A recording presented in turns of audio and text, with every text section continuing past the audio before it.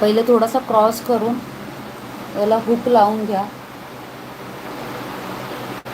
आणि हा कानाच्या मागून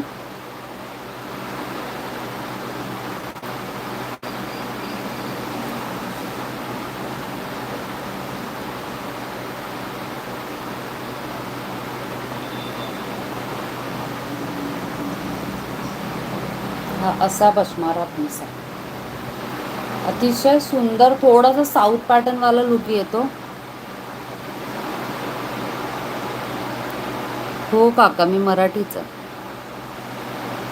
थँक्यू अनन्या मॅम.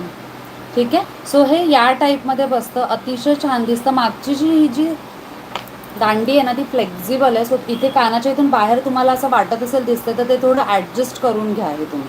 ठीक आहे. तुटणार नाही, पण हलक्या हाताने करा, एकदम फस्कन करू नका, नाही तर मग ते तुटण्याचे चान्सेस आहेत. येस.